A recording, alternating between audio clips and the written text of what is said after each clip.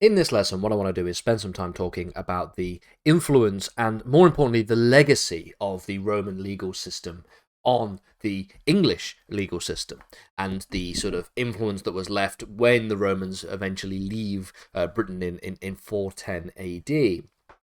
We'll talk about the things that didn't remain, things that didn't stay as part of the sort of the withdrawal of the Romans generally, and the collapse of the Roman legal system there. But then we will talk about some of the things that did remain. Okay, and some of these things aren't strictly legal, but then sort of morph into and have legal influences that you can still trace back to the Romans. And that's why it's very important that we do this area of study. We'll spend some more time essentially looking at the Roman law and the influence that the Roman law has on the English legal system, bearing in mind that when we are talking about the development of the common law, we're only really going to be seeing this start to take shape more and more when we start looking at the post-Norman conquest, and we start looking at Henry II, for example. So the Anglo-Saxon system and the Roman law system provide something of a sort of precursor to the ways in which legal systems start to develop. Whereas, as I mentioned in the previous lesson, the English legal system, if you study its history, is a study of various different institutions, various different legal systems, from the Romans to the Anglo-Saxons to the sort of to the Norman conquest, and then the development into that all have taken, and that all have different bits that remain and bits that eventually get thrown by the wayside, and there are bits that come back and get revived, and all this kind of thing. So it's like a strange mixing pot, a strange amalgamation of a variety of different legal principles, given the fact that there was a variety of different peoples who essentially lived in Britain and occupied Britain and basically controlled Britain. So we're going to talk in this lesson about the Roman law traditions that left, that remained, should I say, when the Romans left in 410 AD. And this really speaks more to the legacy of the Roman law. So the point that we can make straight away is that when the Roman legions did leave Britain in 410 AD, much of the Roman administrative and legal structures would collapse, and we see the collapsing of those institutions. And so what follows is the sort of AngloSaxon period, and what they essentially implemented within their system, we'll get to in more detail in future lessons, but they generally implemented, should I say, a reversion of localized customary laws. But there were still, nevertheless, certain Roman legal practices which would persist. And this makes sense given that for nearly 400 years, the Romans controlled much of Britain. And we noted in the previous lesson that one of the things that the Romans, or at least the Roman law, didn't do was penetrate all the way to every single facet of Britain. So, for example, they didn't they didn't essentially have the kind of structured administrative procedures that existed under the Roman law in all parts of the country, like places where there are rural farming and all that kind of parts. Those still remained very much using oral customary practices to operate their legal systems, essentially. So the Anglo-Saxons basically reverted back to this system, a system that existed prior to the Romans, but they still nevertheless allowed for and continued the practice of certain legal principles that did derive from the Romans. So in urban areas, specifically within towns and communities, there was, for example, the use of Latin, the continued use of Latin, and the preservation of Roman legal texts. Another thing that's important to note is that despite the collapse of the Romans' political control, certain administrative and legal institutions, such as the use of written documentation, did survive in some form. And this was in two particular contexts specifically, so within the church, within religious institutions, and also within commercial contexts.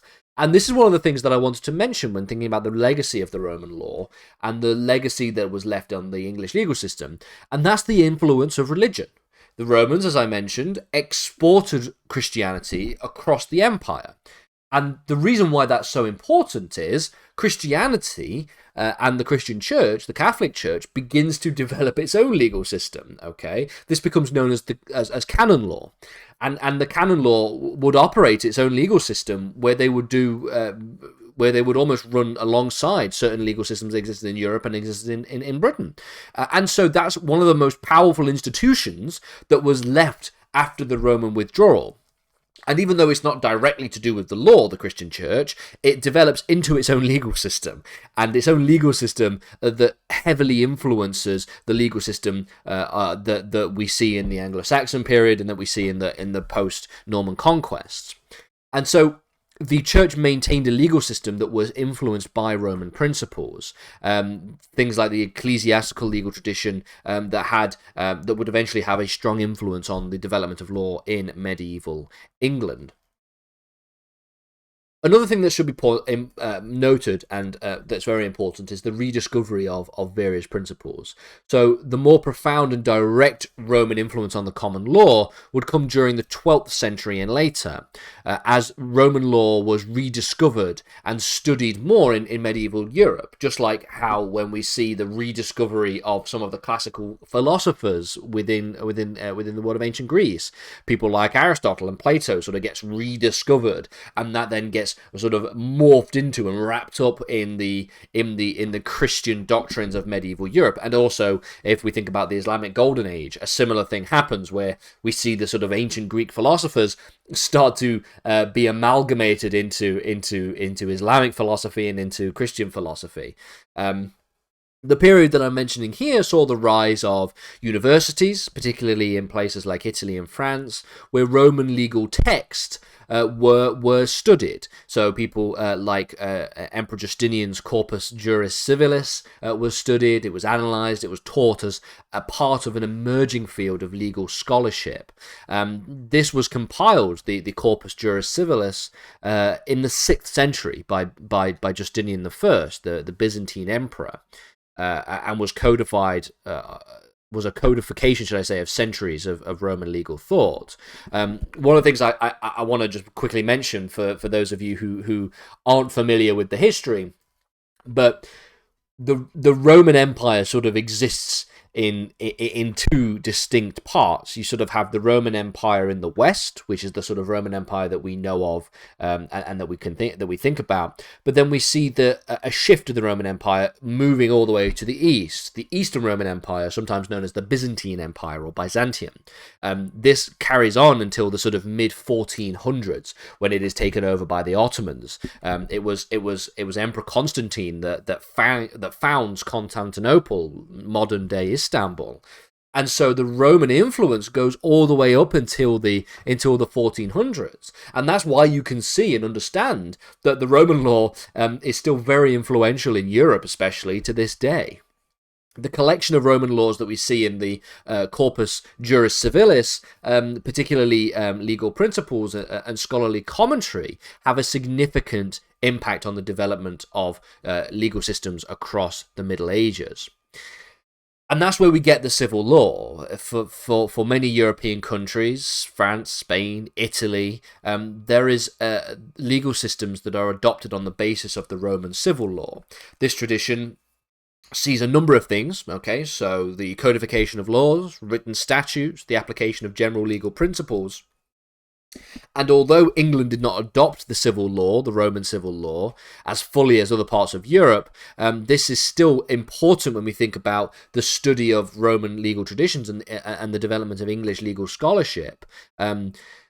Legal scholars in England would study the Roman law as a way to sort of integrate their understanding of the common law. And this is one of the things that's quite interesting. We see a quite significant division between the civil law traditions of the continental European countries, places like France, Spain, and Italy, and the sort of common law traditions of England and Wales. And this distinction is based partly on history. It's based partly on the fact that England has a very different history to that of the majority of the rest of England. The rest of Europe, should I say. But it's also partly due to the fact that the Romans were much more heavily entrenched in continental Europe than they were in Britain. They were sort of expedition in Britain, and then for the most part, the Romans would situate would spend most of their time in continental Europe, and would remain as part of continental Europe all the way up until the collapse of the Byzantine Empire, the collapse of Constantinople to the Ottomans, all the way up into the 1400s. So that's another reason why we think about the Roman law in relation to our studies of the history of the English legal system. Now, as I've mentioned in the previous lesson, and as I will continue to mention when thinking about the influence of the Roman law, this first chapter talking about the Romans and the Anglo-Saxons, okay, is supposed to be a sort of preliminary foundational understanding of these two kinds of systems that, while didn't directly translate into post-Norman conquest and directly translate into the creation of the common law under Henry II, still influenced to a great extent a number of different parts of the legal system that we know of today.